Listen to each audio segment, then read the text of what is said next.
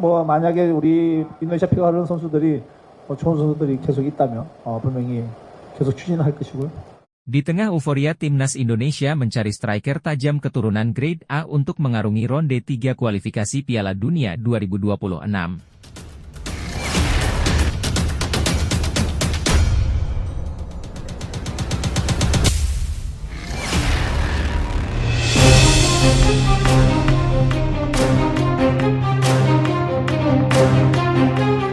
Di tengah euforia timnas Indonesia mencari striker tajam keturunan grade A untuk mengarungi ronde 3 kualifikasi Piala Dunia 2026. Innalillahi, 3 pilar timnas Indonesia yang selama ini jadi tulang punggung resmi dicoret Shin Tae-yong di ronde 3. Mari kita bahas teman-teman. Sebelum lanjut, Mimin minta tolong tonton video ini sampai selesai, agar tidak ada kesalahpahaman yang terjadi.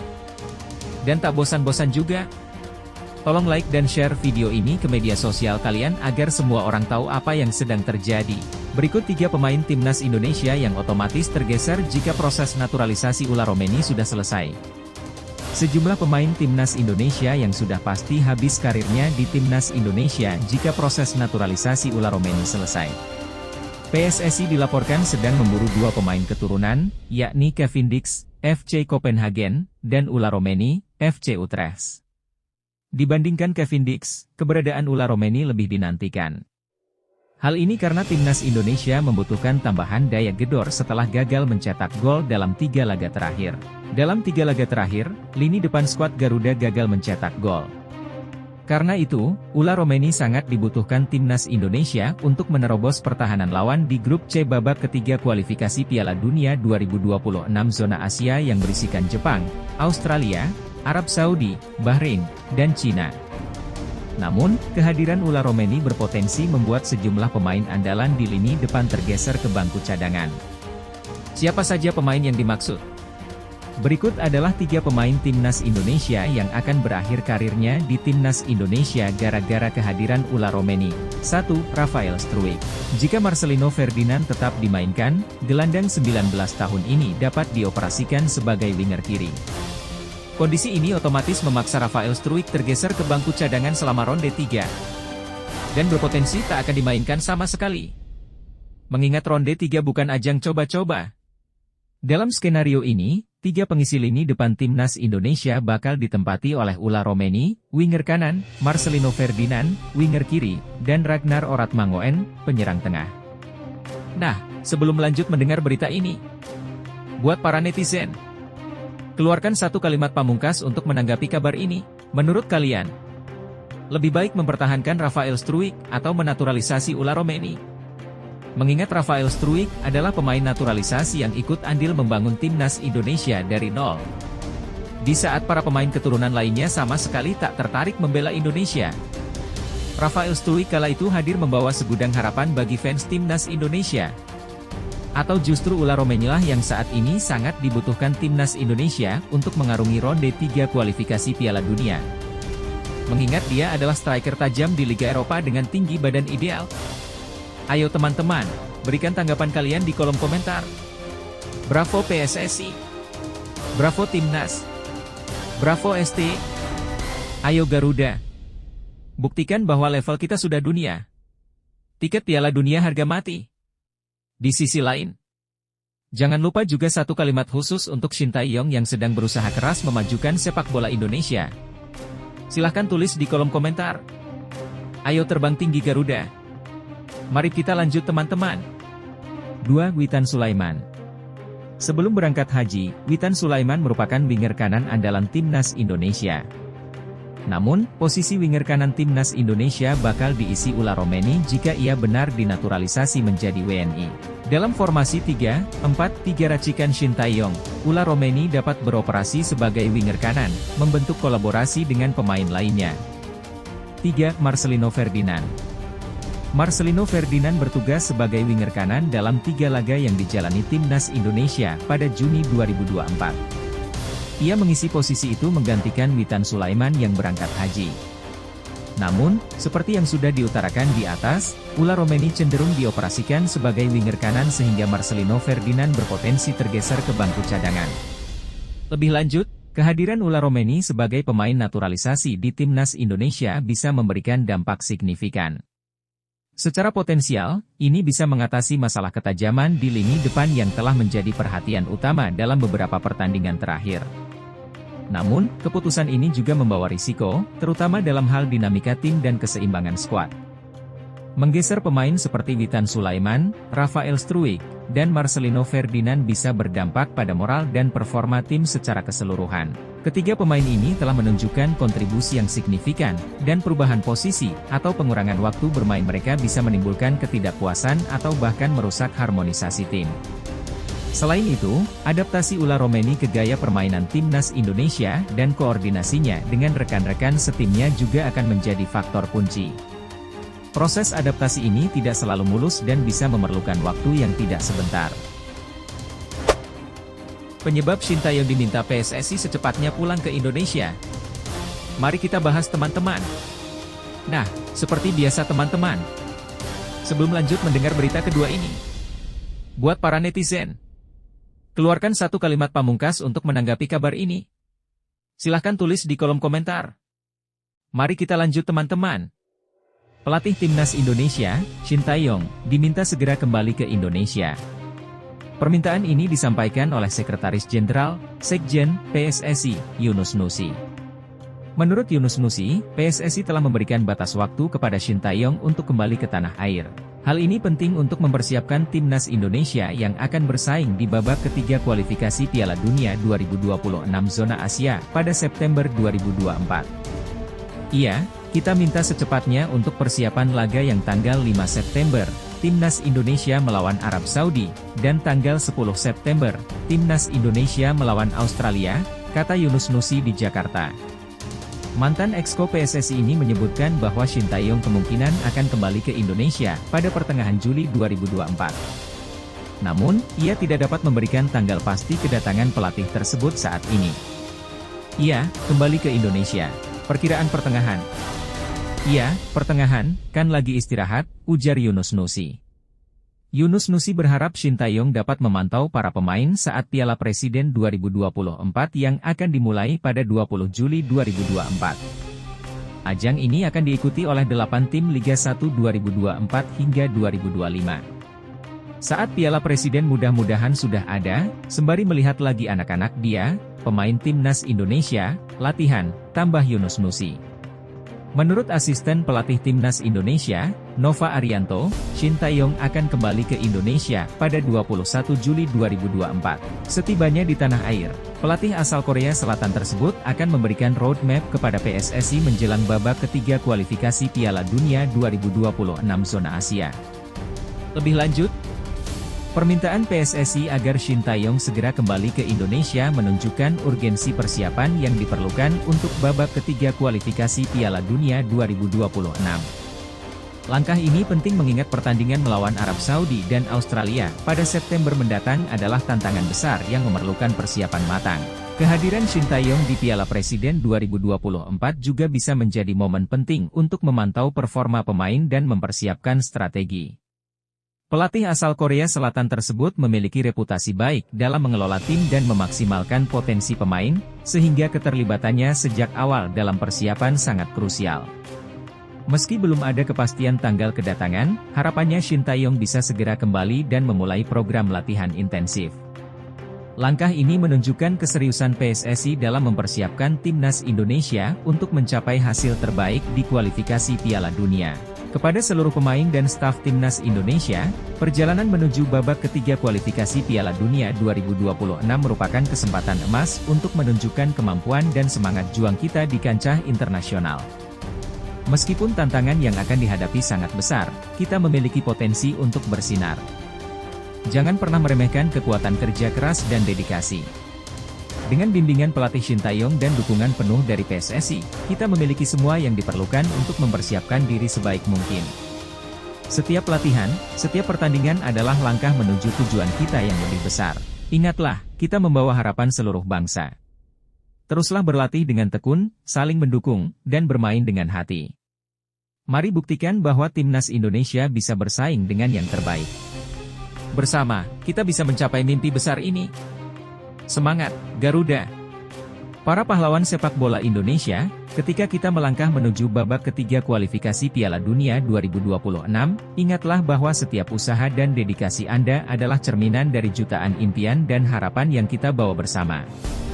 Setiap tetes keringat di lapangan adalah bukti ketangguhan dan tekad kita untuk mengharumkan nama bangsa.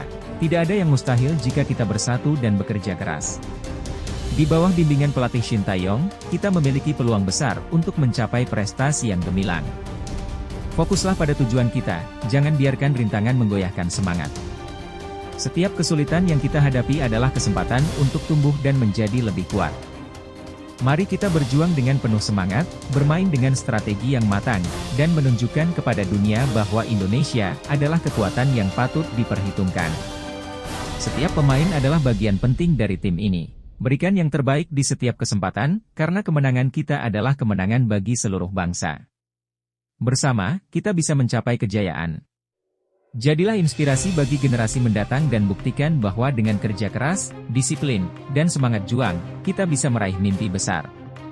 Ayo, Garuda! Terbanglah tinggi, dan tunjukkan kepada dunia kekuatan kita. Shin Tae-yong setuju Nova Arianto jadi pelatih timnas Indonesia di Piala AFF 2024. Nah, seperti biasa teman-teman. Sebelum lanjut mendengar berita ketiga ini, buat para netizen, keluarkan satu kalimat pamungkas untuk menanggapi kabar ini. Silahkan tulis di kolom komentar. Mari kita lanjut teman-teman. Shin Tae-yong setuju dengan pengangkatan Nova Arianto sebagai pelatih timnas Indonesia untuk Piala AFF 2024. Spekulasi ini muncul setelah Shin Tae-yong memberikan dukungan pada akun Instagram Garuda Revolutin Football terkait potensi penunjukan Nova Arianto sebagai pelatih timnas Indonesia untuk ajang tersebut. Nova Arianto baru-baru ini memimpin timnas Indonesia pada Piala AFF U16 2024. Meskipun tidak meraih gelar juara dan hanya finish di posisi ketiga, gaya permainan yang dihadirkan oleh Nova Arianto mendapat apresiasi. Gaya permainan yang diterapkan, seperti permainan dari kaki ke kaki yang sering digunakan oleh Shin Tae-yong di timnas Indonesia senior, juga terlihat dalam permainan timnas Indonesia U16 di bawah arahan Nova Arianto. Hal ini mendorong akun Garuda Revolutin Football untuk mendorong PSSI agar Nova Arianto dipilih sebagai pelatih timnas Indonesia untuk Piala AFF 2024. Spekulasi ini muncul karena Nova Arianto dianggap telah memperoleh pengetahuan kepelatihan dari Shin Tae-yong. Dengan Nova Arianto memimpin timnas Indonesia di Piala AFF 2024, Shin Tae-yong dapat fokus pada skuad Garuda di babak ketiga kualifikasi Piala Dunia 2026 zona Asia.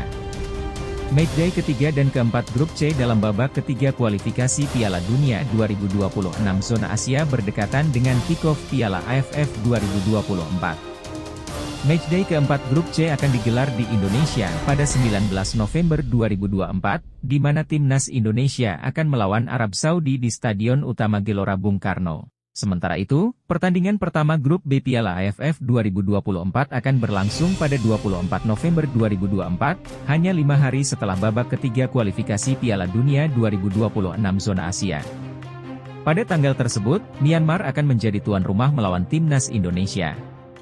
Memberikan kesempatan kepada Coach Nova untuk melatih timnas senior pada Piala AFF adalah langkah positif untuk meningkatkan pengalamannya.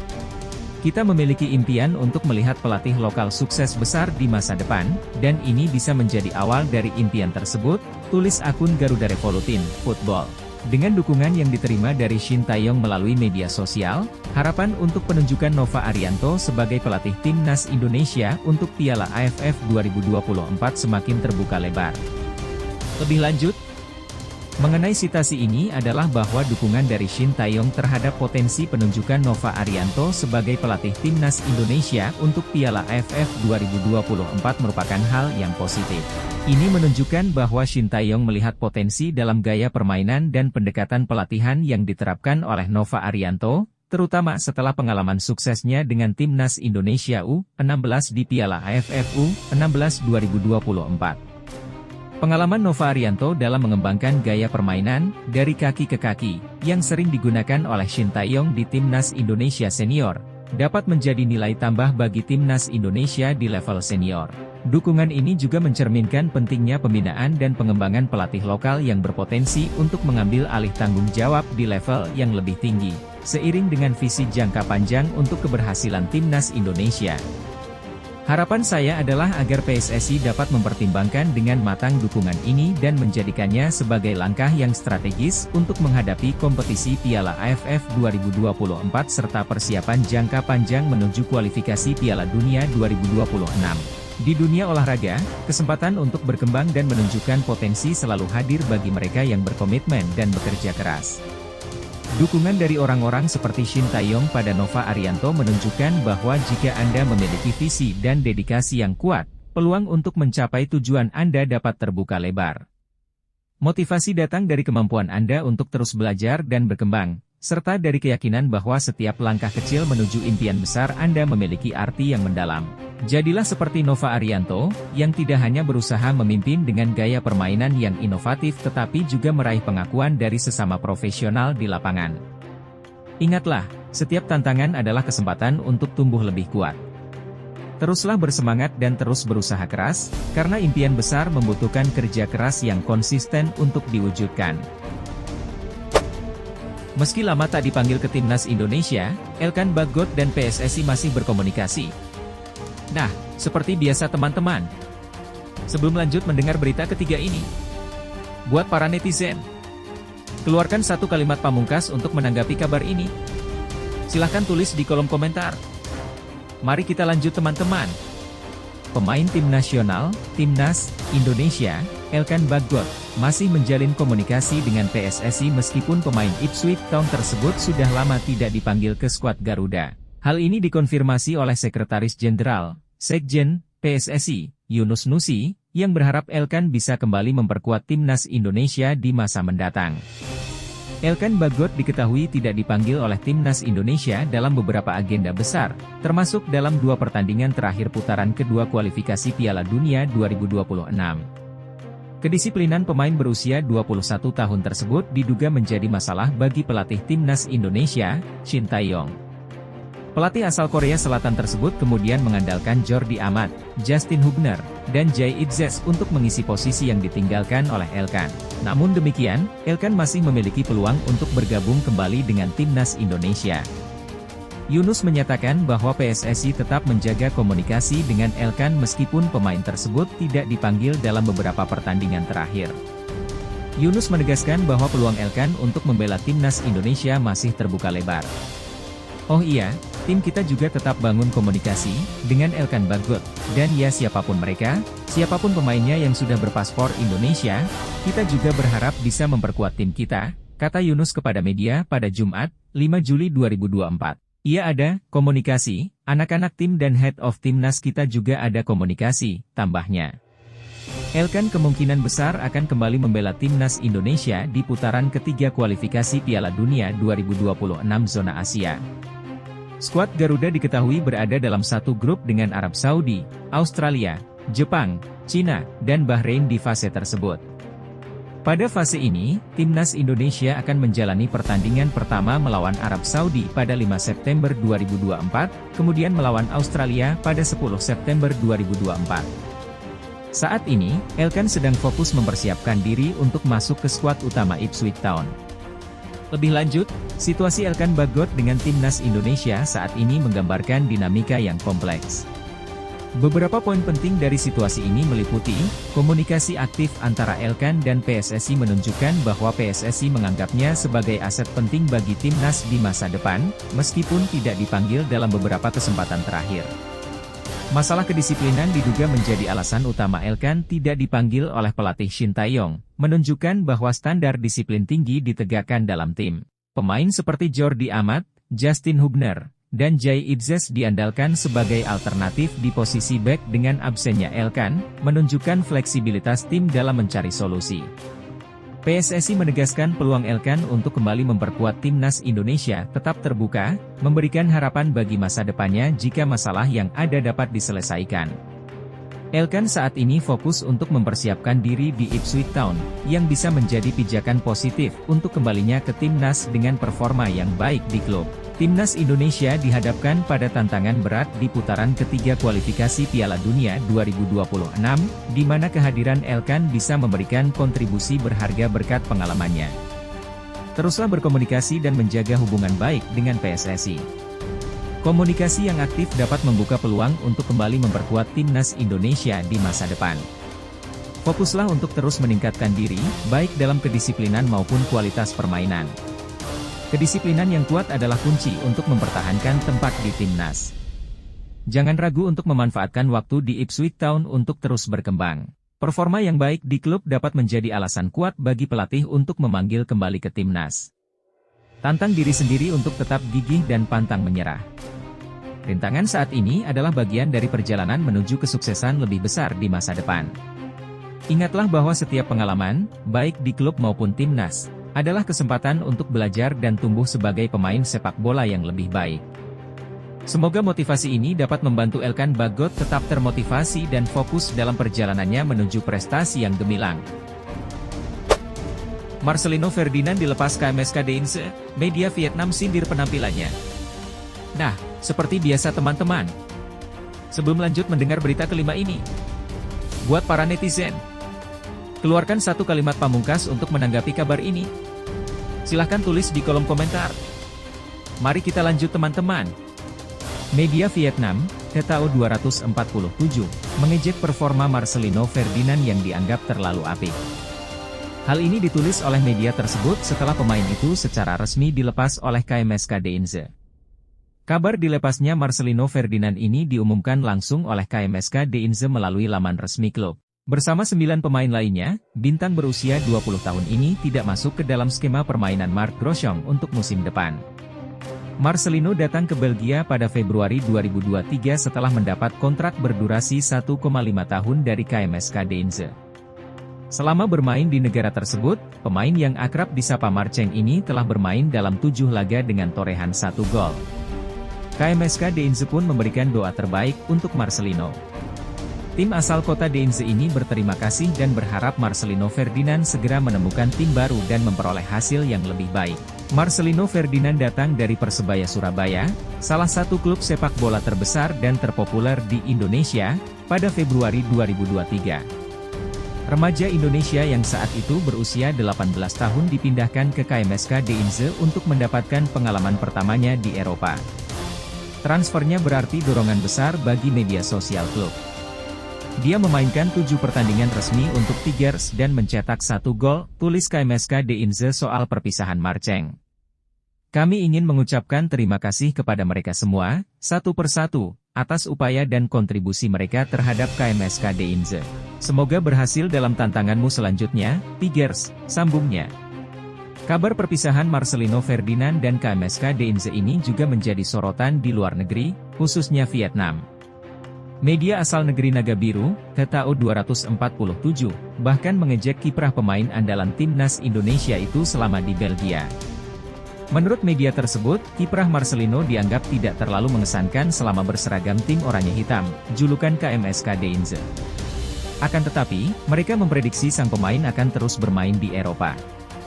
Dalam balutan seragam klub KMSK Deinze, Marcelino Ferdinand tidak berkontribusi banyak. Dalam 3 pertandingan yang dimainkan pada musim 2023-2024, ia hanya bermain selama 18 menit atau rata-rata 6 menit per pertandingan, tulis TTO 247 dalam pemberitaannya. Usai berpisah dengan Deinze, Marcelino kemungkinan besar akan tetap berada di Belgia untuk mencari peluang bermain. Banyak kabar yang menyebutkan bahwa ia akan bergabung dengan tim bernama Dender di divisi bawah, sambungnya. Meski tak terlalu tampil mengesankan di Eropa, pemain tersebut menjadi salah satu faktor kunci bersinarnya Indonesia di turnamen kontinental, ujar TTO 247. Menarik untuk menantikan pelabuhan karir Marcelino Ferdinand berikutnya. Lebih lanjut, keputusan KMSK Deinze untuk melepas Marcelino Ferdinand memang mengejutkan banyak pihak, terutama penggemar sepak bola di Indonesia. Meski performanya dianggap tidak terlalu menonjol di Belgia, kita harus mengingat bahwa Marcelino masih muda dan baru pertama kali bermain di Eropa. Adaptasi dengan gaya permainan dan kultur baru membutuhkan waktu. Komentar media Vietnam, TTO 247, yang mengejek performa Marcelino mungkin terdengar keras, namun itu juga bisa menjadi cambuk motivasi bagi Marcelino untuk membuktikan dirinya. Pengalaman bermain di Eropa, meski singkat, sudah memberikan banyak pelajaran berharga yang bisa ia gunakan untuk meningkatkan performanya di masa depan. Jika benar Marcelino akan bergabung dengan Dender atau klub lain di Belgia, ini bisa menjadi kesempatan emas baginya untuk mendapatkan lebih banyak waktu bermain dan menunjukkan potensinya. Bagaimanapun, karir seorang atlet tidak selalu mulus dan dipenuhi dengan tantangan, namun itulah yang membuat perjalanan mereka menarik dan penuh makna. Sebagai pemain muda, Marcelino memiliki banyak waktu untuk berkembang dan mencapai puncak karirnya. Semoga ia terus semangat dan tidak patah arang, serta tetap mendapatkan dukungan penuh dari penggemar di tanah air. Kita nantikan kiprah selanjutnya dari Marcelino Ferdinand, semoga ia bisa terus berprestasi dan membawa nama baik Indonesia di kancah internasional. Marcelino Ferdinand, perjalananmu di dunia sepak bola baru saja dimulai. Meskipun ada tantangan dan hambatan yang harus dihadapi, ingatlah bahwa setiap langkah adalah bagian dari proses menuju keberhasilan. Setiap kritik dan ejekan hanyalah batu loncatan untuk membuatmu lebih kuat dan tangguh. Kamu telah membuktikan bahwa kamu memiliki bakat dan kemampuan yang luar biasa. Pengalaman di Belgia, meskipun singkat, adalah pelajaran berharga yang akan memperkaya perjalanan karirmu. Jangan biarkan kegagalan sementara menghentikanmu, jadikan itu sebagai motivasi untuk terus berjuang dan berkembang. Kualifikasi Piala Dunia 2026, mode serius Jepang, Wataru Endo siaga, Minamino bilang timnas Indonesia cukup mengerikan. Nah, seperti biasa teman-teman. Sebelum lanjut mendengar berita ke-6 ini, buat para netizen, keluarkan satu kalimat pamungkas untuk menanggapi kabar ini. Silahkan tulis di kolom komentar. Mari kita lanjut teman-teman. Jepang dalam mode serius menghadapi kualifikasi Piala Dunia 2026 putaran ketiga. Dua pemain Jepang, Takumi Minamino dan Wataru Endo, telah menyampaikan pandangan mereka terkait persiapan kualifikasi Piala Dunia 2026 putaran ketiga. Tergabung di grup C bersama timnas Indonesia, Australia, Arab Saudi, Bahrain, dan Cina, Jepang berada dalam mode serius untuk menjaga mimpi mereka meraih gelar juara Piala Dunia. Kegagalan di Piala Asia 2023 semakin memotivasi Samurai Biru untuk menebus kesalahan mereka. Kapten Timnas Jepang, Wataru Endo, menegaskan bahwa kualifikasi Piala Dunia 2026 putaran ketiga tidak akan mudah meski Samurai Biru menjadi tim dengan peringkat FIFA tertinggi. Daripada mencoba mengubah apapun, saya pikir satu-satunya hal yang bisa kami lakukan adalah meraih hasil di Piala Dunia, ujar Wataru Endo. Kami kalah di sana, Piala Asia 2023, karena level tim-tim Asia telah meningkat. Saya yakin orang-orang akan bertanya, bisakah kami memenangkan babak kualifikasi terakhir ini, putaran ketiga? Tapi satu-satunya cara untuk membalikkannya adalah dengan hasil. Tidak ada perubahan dalam diri kami sebagai tim yang ingin memenangkan Piala Dunia. Jadi saya pikir hanya itu saja. Tentu saja, babak final kualifikasi Asia tidaklah mudah, tapi semuanya bergantung pada apakah kami bisa meraih hasil. Jadi saya pikir kami menuju babak final kualifikasi mendatang sebagai langkah menuju hal itu, Piala Dunia, tambahnya. Sementara itu, Takumi Minamino menilai lawan-lawan Jepang di putaran ketiga adalah tim-tim yang tidak bisa diremehkan. Termasuk timnas Indonesia, yang dinilai Minamino sebagai tim yang memiliki momentum bagus. Arab Saudi dan Australia adalah tim kuat di Asia menurut saya, kata Minamino dilansir bolasport.com dari Nikkei Sports. Laga tandang sangat sulit, termasuk perjalanan yang memakan jarak serta atmosfernya. Indonesia juga cukup mengerikan. Mereka bermain baik di Piala Asia dan memiliki banyak momentum. Ini adalah grup di mana Anda tidak bisa melewatkan bahkan satu pertandingan pun, tambahnya. Jepang harus lolos ke Piala Dunia, ujarnya. Saya ingin mencapai hasil terbaik, tambahnya. Lebih lanjut, situasi ini menunjukkan bahwa timnas Jepang sangat serius dan fokus dalam menghadapi kualifikasi Piala Dunia 2026 putaran ketiga. Mereka memahami bahwa meskipun memiliki peringkat FIFA yang tinggi, setiap pertandingan tetap merupakan tantangan besar. Pengalaman kegagalan di Piala Asia 2023 tampaknya menjadi dorongan tambahan bagi mereka untuk berusaha lebih keras dan tidak mengulangi kesalahan yang sama. Dari sisi positif, sikap serius dan fokus ini menunjukkan komitmen dan profesionalisme tinggi dari para pemain Jepang. Mereka tidak hanya bergantung pada reputasi atau peringkat, tetapi juga menyadari pentingnya persiapan yang matang dan pendekatan yang hati-hati terhadap setiap lawan. Pengakuan terhadap kekuatan tim-tim lain seperti Arab Saudi, Australia, dan Indonesia menunjukkan bahwa mereka menghormati kompetisi dan siap menghadapi tantangan dengan strategi yang tepat. Namun, tantangan terbesar adalah menjaga konsistensi dan mentalitas yang kuat sepanjang kualifikasi. Tekanan untuk lolos ke Piala Dunia bisa menjadi beban, dan penting bagi Jepang untuk tetap fokus pada tujuan jangka panjang tanpa terganggu oleh hasil-hasil sementara. Kehadiran pemain berpengalaman seperti Wataru Endo dan Takumi Minamino bisa menjadi faktor kunci dalam memimpin tim dengan sikap yang tepat. Secara keseluruhan, situasi ini mencerminkan kesiapan dan kedewasaan timnas Jepang dalam menghadapi tantangan besar, dengan tekad untuk mencapai hasil terbaik dan mengamankan tempat di Piala Dunia 2026. Timnas Indonesia.